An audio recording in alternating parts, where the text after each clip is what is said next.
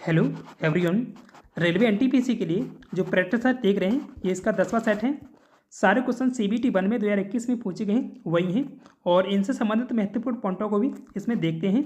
तो चलिए शुरू करते हैं आज के इस वीडियो को। शुरू करते हैं पहले सवाल से। निम्नलिखित में से कौन सा भारतीय स्मारक यूनेस्को की विश्व धरोहर स्थलों की सूची में शामिल है? तो खजुराहो ये शामिल है, ये मध्य प्रदेश में है। आंसर दूसरा है खजुराहो। वैष्णो देवी और क्रमची मंदिर ये जम्मू कश्मीर राज्य में दोनों स्थित हैं और अक्षरधाम मंदिर नई दिल्ली में है। बात करें जो खजुराहो स्मारक समूह हैं इनके बारे में, तो छतरपुर जिला मध्य प्रदेश में स्थित है। यह हिंदू और जैन मंदिरों का एक समूह है। 1986 में इसे यूनेस्को विश्व धरोहर स्थल घोषित किया गया था। अधिकांश खजुराहो मंदिर चंदेल राजवंश के द्वारा 885 ईस्वी से लेकर 1000 ईस्वी के बीच बनवाए गए थे। हेनरी बेकरल ने निम्नलिखित में से किसकी खोज की थी? तो हेनरी बेकरल के द्वारा रेडियो धर्मिता की खोज की गई थी और इस खोज के लिए उन्हें नोबेल पुरस्कार भी दिया गया था। हेनरी जो बेकरल हैं ये फ्रांसीसी वैज्ञानिक थे, भौतिक विज्ञानी। रेडियो धर्मिता की खोज उनके द्वारा की गई थी। उन्हें भौतिकी में नोबेल पुरस्कार 1903 में दिया गया था। इस पुरस्कार को उन्होंने पियरे और मैरी क्यूरी के साथ साझा किया था। रेडियो धर्मिता का मतलब है कि उन तत्वों से हैं जो आपस में ऊर्जा का उत्सर्जन करते हैं। यूरेनियम आधारित खनिज बेकरेल लाइट नामक हेनरी के नाम पर ही रखा गया था। भारतीय संसद के पहले स्पीकर कौन थे, यानी लोकसभा अध्यक्ष? तो ये जीवी मावलंकर थे। आंसर पहला है जीवी मावलंकर। राजेंद्र प्रसाद हैं भारत के पहले राष्ट्रपति बने थे।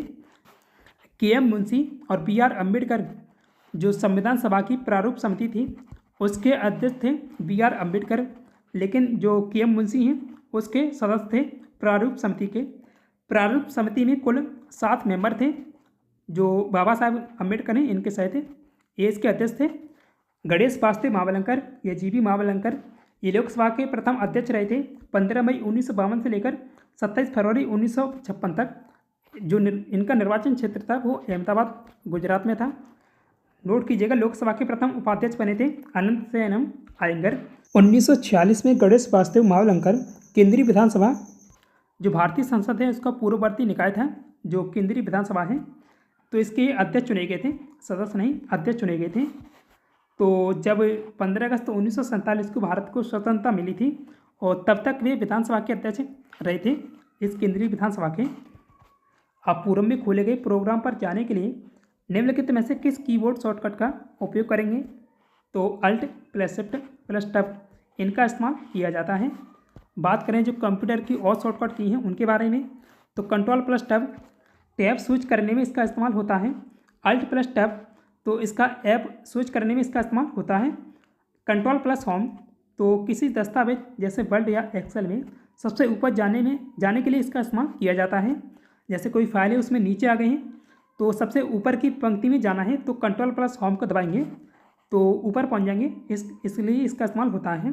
और कंट्रोल प्लस एन तो न्यू पेज ओपन करने के लिए इसका इस्तेमाल होता है। इनमें से किसे भारत में सिविल सेवाओं के जनक के रूप में जाना जाता है? तो चार्ल्स कॉर्नवालिस को जाना जाता है। आंसर पहला है चार्ल्स कॉर्नवालिस। बात करें कॉर्नवालिस के बारे में, तो ये कॉर्नवालिस बंगाल का जो गवर्नर जनरल रहा था 1786 से लेकर 1793 ईस्वी तक रहा था। बाद में 1805 में भी बना था। इसके द्वारा जो काम किए गए थे जिले के समस्त अधिकार दिए गए थे कलेक्टर के हाथों में।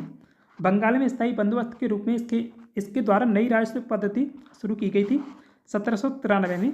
तो इस भू राजस्व प्रणाली में 90% वसूल की जो कंपनी के द्वारा लिया जाता था किसानों से, यानी 10/11 भाग लिया जाता था और जो 10% है किसानों के पास रह जाता था। स्थायी बंदोबस्त की योजना सर जॉन शोर के द्वारा बनाई गई थी। स्थायी बंदोबस्त पहले बंगाल और बिहार में, बाद में वाराणसी और मद्रास के दक्षिणी जिलों में भी इसे लागू किया गया था। निम्नलिखित राष्ट्रवादी नेताओं में से कौन मराठी समाचार पत्र केसरी के संस्थापक और संपादक थे? तो आंसर है बाल गंगाधर तिलक थे। बात करें इनके द्वारा जो समाचार पत्र जारी किए गए थे, 2 समाचार पत्र तिलक के द्वारा प्रकाशित किए जाते थे। तो पहला था केसरी, ये मराठी भाषा में स्थापित किया गया था 4 जनवरी 1881 को, और दूसरा था मराठा। देखिए मराठा है लेकिन जो इसकी भाषा है वो अंग्रेजी है, दोनों की भाषा अलग है। जो इन अखबारों के नाम हैं उनके हिसाब से भाषाएं अलग हैं। यानी केसरी की भाषा मराठी थी और मराठी जो अखबार है उसकी भाषा अंग्रेजी। तो जो मराठा अखबार है उसकी स्थापना 2 जनवरी 1881 को की गई थी। आधुनिक भारत का निर्माता बाल गंगाधर तिलक को महात्मा गांधी ने कहा था, तिलक को भारत में अशांति का जनक कहा था। ब्रिटिश लेखक वैलेंटाइन चिरोल के द्वारा कहा गया था और बाल गंगाधर तिलक का उपनाम लोकमान्य है और इनके द्वारा नारा दिया गया था, स्वराज यानी स्वशासन मेरा जन्मसिद्ध अधिकार है और मैं इसे लेकर रहूँगा। कंप्यूटर के संदर्भ में एक स्पाइडर क्या है?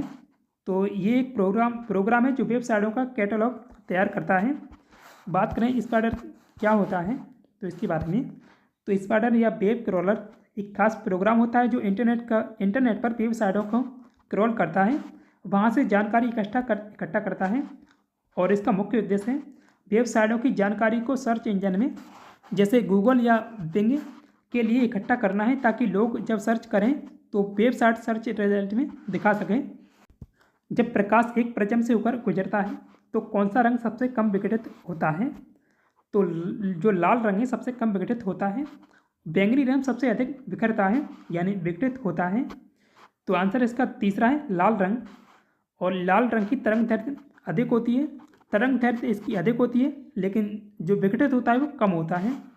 बैंगनी रंग की तरंग दैर्घ्य सबसे कम होती है लेकिन विघटित अधिक होता है। किस ब्रिटिश प्रधानमंत्री ने क्रिप्स मिशन को भारत में भेजा था? तो विंस्टन चर्चिल के द्वारा भेजा गया था। क्रिप्स मिशन भारत में 22 मार्च 1942 को आया था।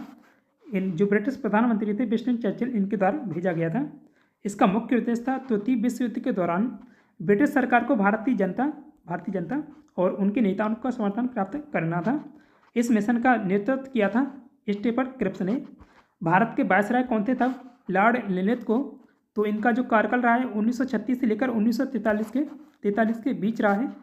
क्रिप्स मिशन की असफलता के बाद महात्मा गांधी ने इसकी जो पेशकश को कहा था तो वो पोस्ट डेटेड चेक कहा था। निम्नलिखित में से कौन सा नवीकरणीय ऊर्जा का एक रूप है? तो नवीकरणीय ऊर्जा वह होती है जिसका उपयोग एक बार किया जाए फिर दोबारा से भी उसका उपयोग किया जा सकता है, तो नवीकरणीय ऊर्जा में आते हैं। तो ये सौर ऊर्जा नवीकरणीय ऊर्जा का उदाहरण है। बात करें नवीकरणीय ऊर्जा के बारे में तो अक्षय ऊर्जा या हरित ऊर्जा या नवीकरणीय ऊर्जा वह ऊर्जा होती है जो प्राकृतिक संसाधनों से मिलती है, जिसे जल्दी फिर से उपयोग किया जा सकता है इसका। इसे सौर ऊर्जा यानी सूरज से, पवन ऊर्जा हवा से, जल विद्युत यानी पानी से और ज्वारीय ऊर्जा के रूप में इस्तेमाल किया जा सकता है। पारंपरिक ऊर्जा या कन्वेंशनल एनर्जी, पारंपरिक ऊर्जा की सूरत एक बार इस्तेमाल करने के बाद उन्हें दोबारा इस्तेमाल नहीं किया जा सकता है। तो इसके कुछ उदाहरण हैं कोयला, पेट्रोलियम, प्राकृतिक गैस, जीवाश्म ईंधन और परमाणु ऊर्जा। ये पारंपरिक ऊर्जा के स्रोत हैं। ब्लैंक स्थान है। मांसाहारी पौधा नहीं है। तो जो टाइगर लिली है ये शाकाहारी पौधा है, मांसाहारी नहीं है। कॉर्क स्क्रू, संड्यू और मंकी कप ये तीनों मांसाहारी पौधे हैं। जो मांसाहारी पौधे वे पौधे होते हैं जो अपने पोषक तत्वों को कीड़ों मकोड़ों और छोटे जानवरों को फंसाकर और खाकर प्राप्त करते हैं। हालांकि ये पौधे खाने से पोषक तत्व लेते हैं, लेकिन जो अपनी सारी ऊर्जा सूरज की रोशनी से प्राप्त करते हैं प्रकाश संश्लेषण प्रक्रिया के माध्यम से। चार्ल्स डार्विन ने 1875 में कीटभक्षी पौधे नामक एक ग्रंथ प्रकाशित किया था, जो कि पौधों में मांसाहारी के महत्व को पहचानने वाला पहला ग्रंथ था। मांसाहारी पौधों के कुछ उदाहरण यहाँ पर दिए गए हैं, ये काफ़ी इंपोर्टेंट है, इन्हें आप देख लीजिएगा। ये सारे मांसाहारी पौधों के उदाहरण हैं। मानचित्र या चार्ट पर मौजूद एक काल्पनिक रेखा या एक रेखा जो समुद्र जल जैसी एक सतह के नीचे समान गहराई वाले सभी बिंदुओं को जोड़ती है या उसे कहा जाता है, ब्लैंक स्थान में बताना है, तो उसे आइसोबाथ कहा जाता है। बात करें मानचित्र की प्रमुख रेखाओं के बारे में तो समलवट रेखा यानी आइसोहेलान तो महासागरों के उन स्थानों को मिलाती है जहाँ समान लवणता पाई जाती है। और दूसरी है समदाब रेखा यानी आइसोबार, तो ये समान वायु दाब वाले स्थानों को जोड़ती है। समुच्च रेखा यानी आइसोहाइप्स, तो ये समान ऊंचाई वाले स्थानों को मिलाती है। समवर्षा दर्शक रेखा यानी आइसोहाइट्स, तो ये समान वर्षा वाले स्थानों को जोड़ने वाली रेखा है। समान रेखा सममान रेखा है, तो आइसोक्लेथ। आइसोक्लेथ। तो यह रेखा मानचित्र की उन रेखाओं को मिलाती है जहाँ निश्चित तत्व का मान बराबर होता है। तो सभी पूछे जाने वाली ये रेखा हैं, तो नोट करिएगा। ऑप्शन में ये भी था आइसोग्लॉस या हेरोटोग्लॉस, तो इसे हिंदी में कहते हैं समभाग। तो आइसोग्लॉस यह भाषा विज्ञान की एक रेखा है या सीमा है जो यह दिखाती है कि विशेष भाषा संबंधी विशेषता किसी खास क्षेत्र में कहाँ तक पाई जाती है। सिक्किम के लोगों को उनके अद्भुत मुखौटा नृत्य के लिए जाना जाता है। सिक्किम के नृत्य के इस रूप को क्या कहा जाता है? तो इसे छम कहा जाता है। आंसर तीसरा है छम। बात करें जो ऑप्शन में और ऑप्शन देखें उनके बारे में, तो छऊ नृत्य की 3 शैलियाँ पाई जाती हैं। 3 शैलियाँ हैं जिनका नाम उस स्थान के नाम पर रखा गया है, यानी स्थानीय नाम पर रखा गया है। पश्चिम बंगाल का पुरुलिया छऊ, झारखंड का सरायकेला छऊ, ओडिशा का मयूरभंज छऊ। तीनों में मुखौटा का उपयोग किया जाता है। जो मयूरभंज छऊ है इसमें मुखौटा का उपयोग केवल शुरुआत में किया जाता है। यह नृत्य पुरुषों के द्वारा किए जाते हैं सभी। मुखाबहुना एक मनोरंजन का पारंपरिक रूप है जो असम में प्रचलित है। यह महापुरुष श्रीमंत शंकर देव की रचना है जो 16वीं शताब्दी की शुरुआत में लिखी गई थी। पडियानी या पदेनी यह केरल का एक पारंपरिक लोक नृत्य है। इसमें मुखौटा का उपयोग होता है। यह भगवती मंदिरों में किया जाने वाला एक प्राचीन अनुष्ठान है। जवाहर ग्राम समृद्धि योजना किस वर्ष से शुरू की गई थी? तो 1999 में इसे शुरू किया गया था। आंसर तीसरा है 1999। जो जवाहर ग्राम समृद्धि योजना है यह भारत सरकार की एक ग्रामीण विकास योजना है। इसका मूल उद्देश्य है ग्रामीण क्षेत्रों में बुनियादी सुविधाएं विकसित करना और गरीब लोगों के जीवन स्तर को सुधारना है। और इसकी शुरुआत 1 अप्रैल 1999 को की गई थी। यह योजना जवाहर रोजगार योजना का ही उन्नत रूप है, यानी जवाहर रोजगार योजना के स्थान पर इसे लाया गया है। प्रधानमंत्री सांसद आदर्श ग्राम योजना कब शुरू की गई थी? तो ये शुरुआत की गई थी इसकी 11 अक्टूबर 2014 को। आंसर पहला है सांसद आदर्श ग्राम योजना यानी SAGY। तो यह योजना भारत सरकार का एक ग्रामीण विकास कार्यक्रम है। इसका उद्देश्य गाँवों का संपूर्ण विकास करना है।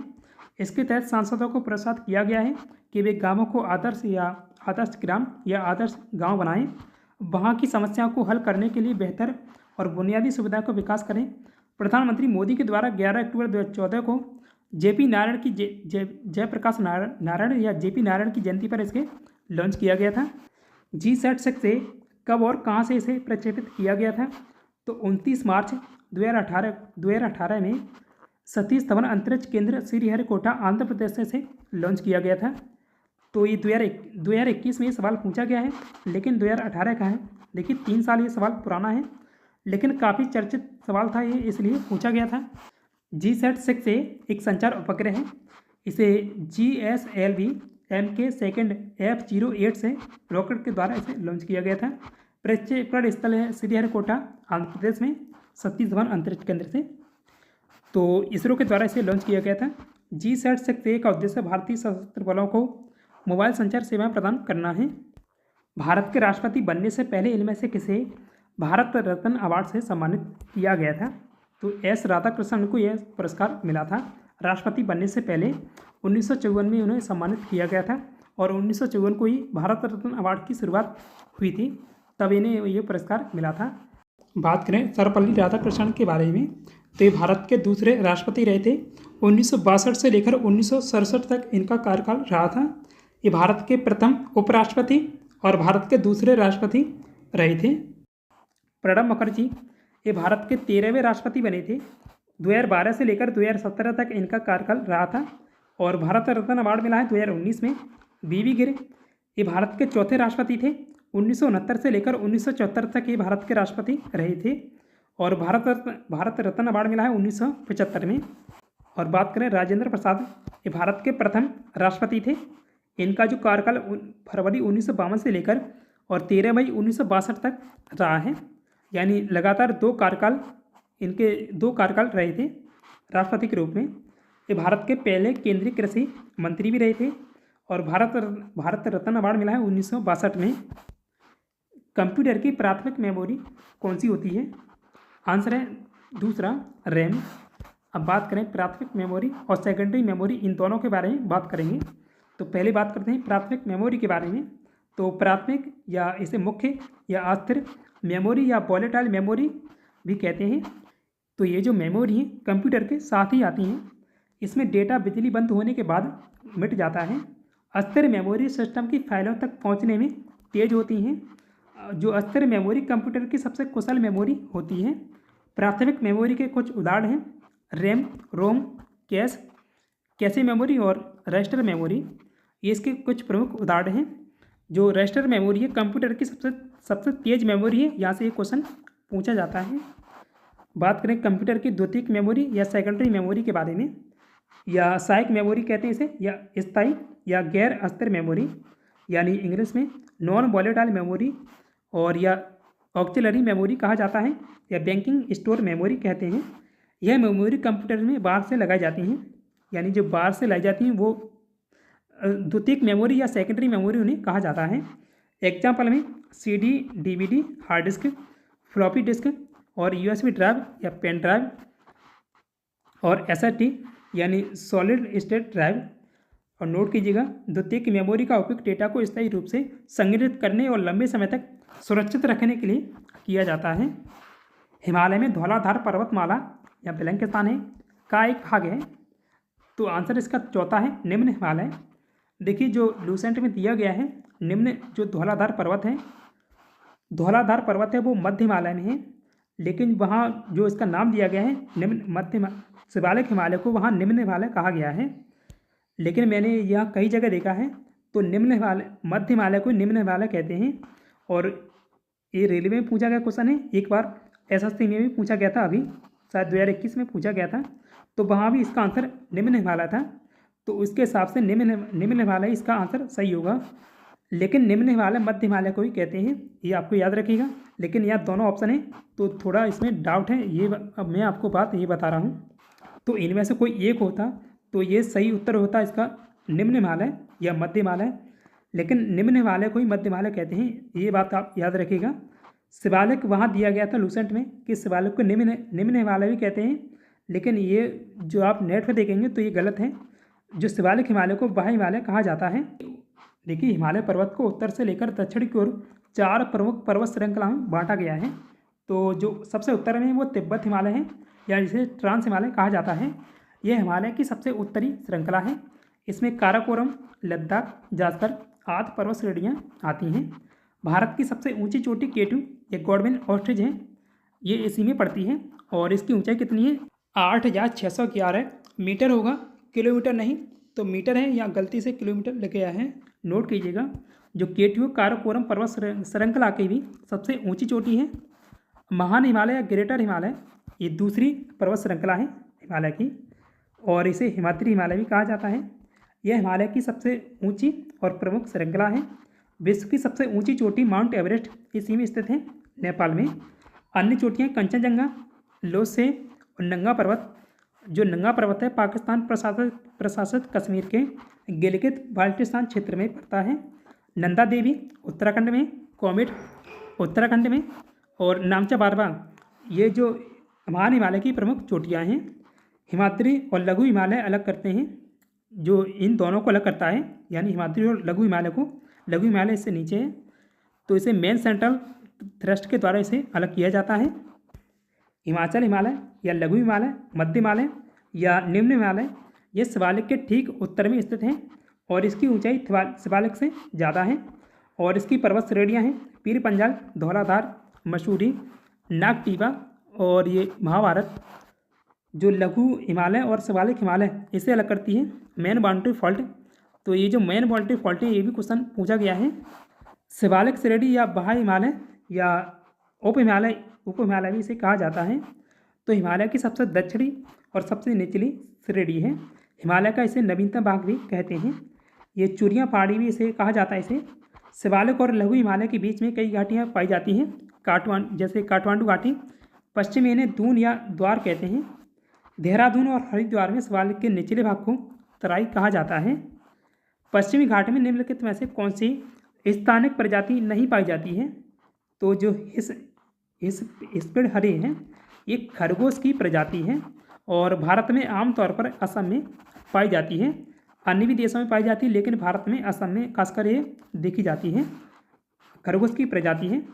और नीलगिरी लंगूर, ब्राउन पाम सेवेट और नीलगिरी तेहर, ये सभी यह पश्चिमी घाट की प्रजातियां हैं।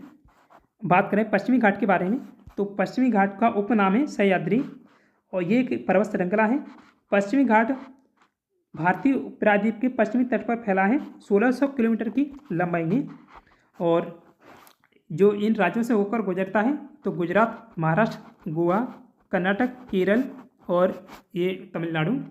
ये देखिए, ये पश्चिमी घाट का मैप है, तो आप मैप से देख सकते हैं। पश्चिमी घाट और पूर्वी घाट जहाँ मिलते हैं उन्हें नीलगिरी पर्वत पर मिलती हैं। नीलगिरी पर्वत तमिलनाडु, केरल और कर्नाटक, ये 3 राज्यों में फैला हुआ है। पश्चिमी घाट और दक्षिणी भारत की सबसे ऊंची चोटी अनामुडी है। अनामुडी की ऊंचाई 2695 मीटर है। पश्चिमी घाट की कुछ स्थानिक प्रजातियां मैंने यहाँ ली हैं, तो आप इन्हें यहाँ से देख लीजिएगा। सार्क या हिंदी में बात करें तो दक्षिण एशियाई क्षेत्रीय सहयोग संगठन, इसका गठन कब और कहाँ हुआ था? तो बांग्लादेश ढाका में 1985 में इसका गठन किया गया था। राइट आंसर होगा ऑप्शन नंबर बी, बांग्लादेश 1985 में सार्क का गठन किया गया था। बात करें सार्क के बारे में, तो सार्क का इंग्लिश में नाम है, फुल फॉर्म है South Asian Association for Regional Corporation. SAARC दक्षिण एशियाई देशों में देशों का क्षेत्रीय अंतर सरकारी संगठन है और भू राजनीतिक संघ भी है। सदस्य देश इसमें अफगानिस्तान है।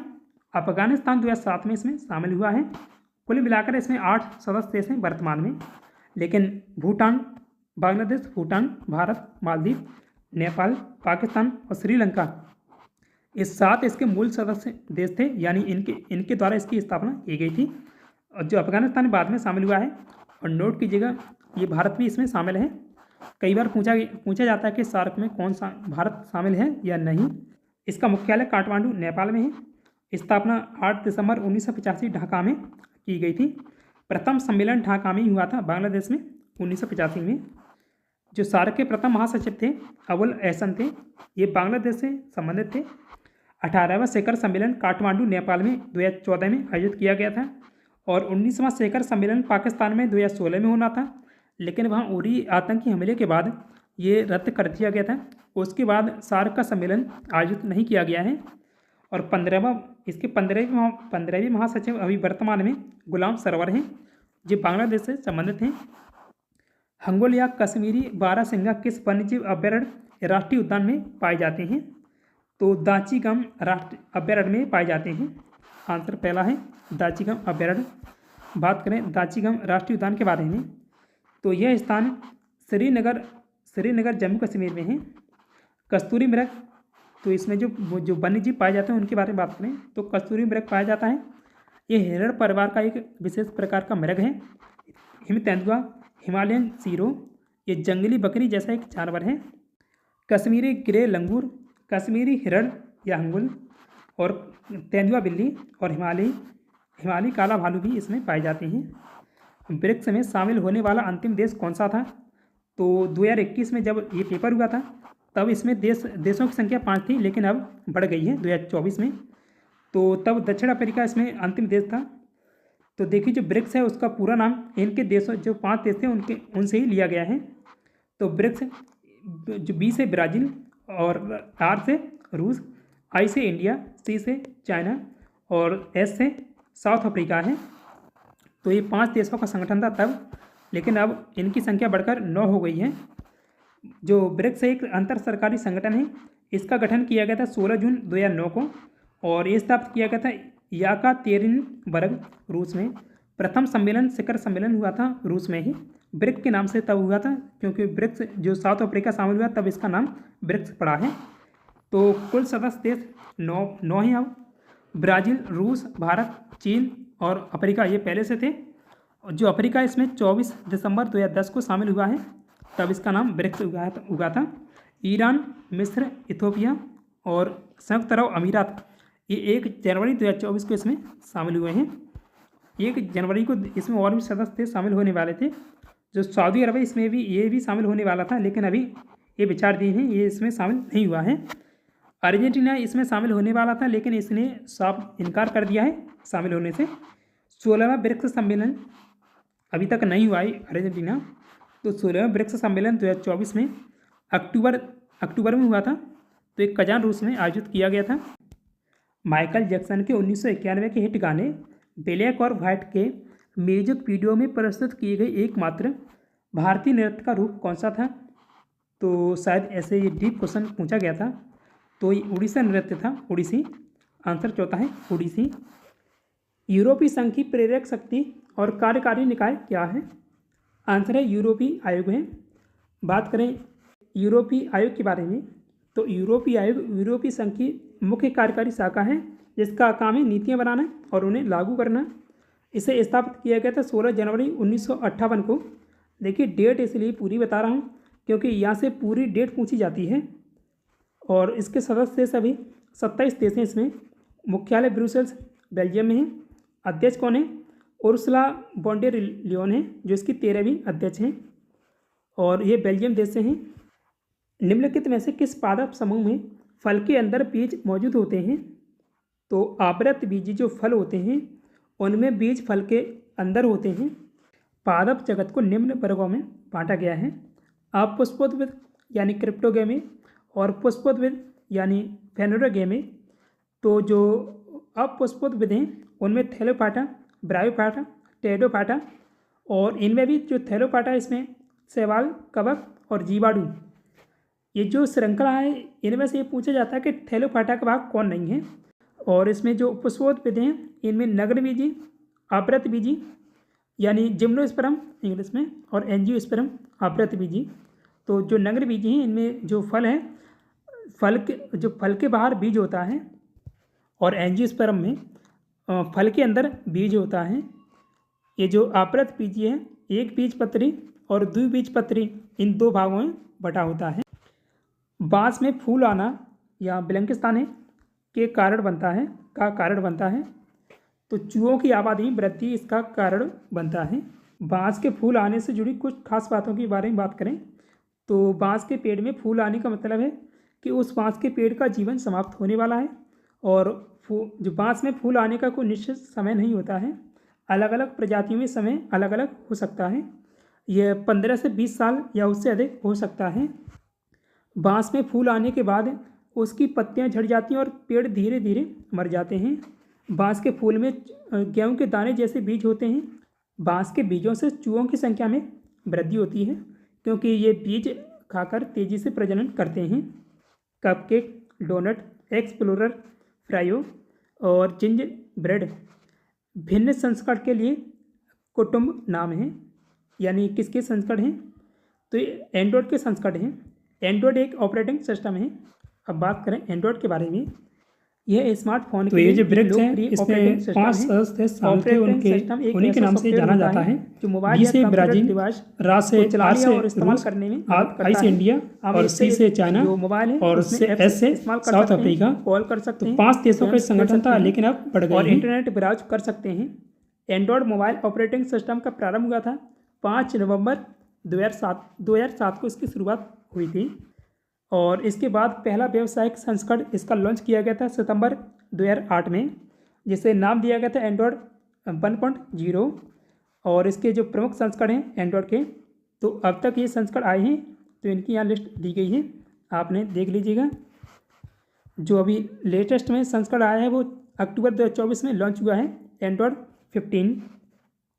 और ये नूगा और या 5 ये भी इसी के संस्करण हैं। लिविंग प्लेनेट रिपोर्ट 2020 के अनुसार यह बिलंकिस्तान है में वन्यजीव आबादी में सर्वाधिक गिरावट देखी गई है।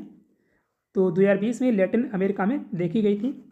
और बात करें अभी लेटेस्ट में जो रिपोर्ट आई उसके बारे में, तो जनसंख्या में उल्लेखनीय गिरावट में वन्य जीवों की संख्या में सबसे अधिक गिरावट लैटिन अमेरिका और कैरिबियन इसमें आई है लगभग 95% की।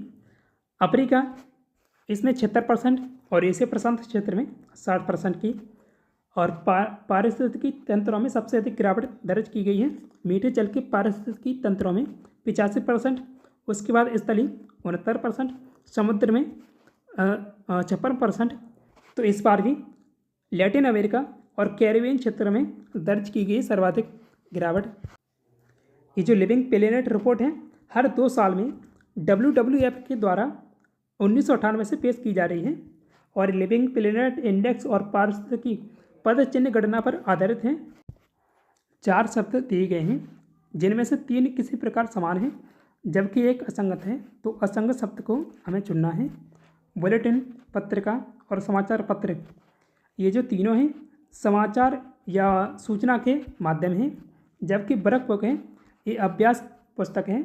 अभ्यास पुस्तक या किसी वर्क होमवर्क के लिए इसका उपयोग होता है। तो जो वर्क बुक है ये इसमें से अलग है। तो आंसर चौथा है वर्क बुक। 4 शब्द दिए गए हैं जिनमें से 3 किसी प्रकार से समान हैं जबकि एक असंगत है। असंगत का हमें चयन करना है। तो हार्ड डिस्क, रैम, माउस और मदरबोर्ड।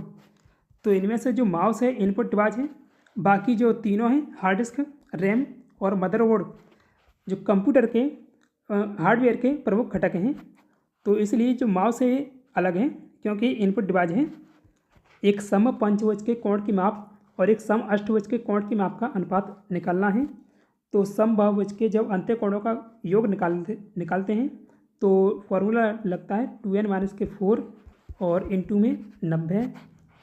तो ये पहला हो गया पंचभुज के लिए n1। दूसरा जब लगाएंगे तो 2n- के से n को 2n मानेंगे -4 और इंटू 90। 90 से 90 कट जाएंगे और जब n की जगह 5 रखेंगे तो यहाँ 5 रखेंगे तो 5 दूने 10 -4 और यहाँ अष्टभुज है तो n की जगह यहाँ 8 रखेंगे 8 दूने 16 -4। तो यहाँ जब घटाएंगे तो ये आएगा 6 और ये आएगा 12। तो 1/2 इसका आंसर होगा, लेकिन यहाँ आंसर नहीं दिया गया है। तो इनके अंत्य कोणों का अनुपात आया है 1/2। तो अगर इसके प्रत्येक कोण की माप निकालने के लिए तो पहले में 5 का भाग लगाएंगे, दूसरे में 8 का। तो इनका जो बराबर में निकालेंगे तो पहला आएगा 8 और दूसरे इधर से गुणा होगा तो 10। अनुपात में 4 और 5, तो 4 अनुपात इसका 5 आंसर होगा।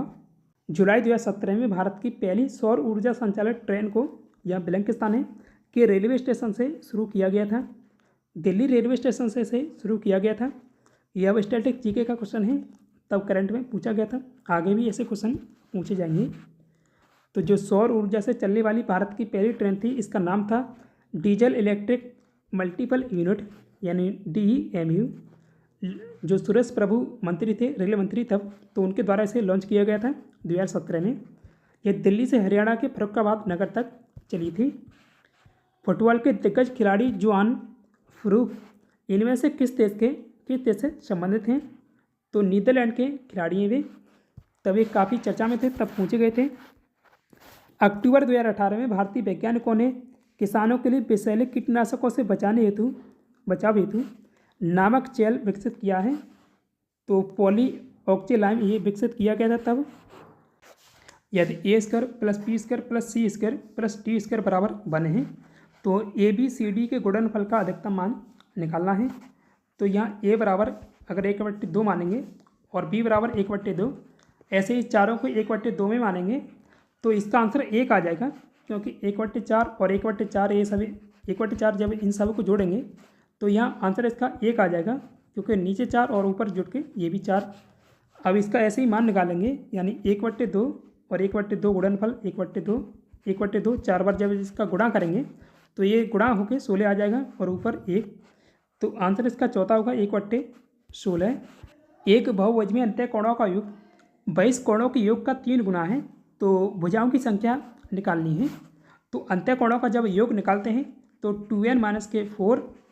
2n-4 और इंटू में 90 होगा और बराबर में होगा 22 कोण। तो 22 कोण इसका 3 गुना है, 3 इंटू या 22 कोण है तो 360 का गुणा होगा। जब इनका जिन्हें हम अब इनको हल करना है तो 90 से 4 बार गए हैं, पूरे 4 बार और 4 12। इनका जब गुणा होगा 4 का और 3 का तो 12। जब 4 को इधर लाएंगे तो ये 16 हो जाएगा और 2n बराबर 16 तो n बराबर 8। तो इसका आंसर होगा 8। यहाँ कथन और निष्कर्ष से संबंधित प्रश्न था। तो ये सभी कार्य, पहला कथन है सभी कार्य खाद्य सामग्रियाँ हैं। तो जो सभी कार्य हैं खाद्य सामग्रियाँ हैं, ये खाद्य सामग्रियाँ हैं। सभी गीजर खाद्य सामग्रियाँ हैं, तो इनका जो कारों से संबंधित कुछ नहीं है, तो गीजर अलग हैं इनसे कारों से, लेकिन खाद्य सामग्री के अंतर्गत ही आएंगे ये जो गीजर हैं।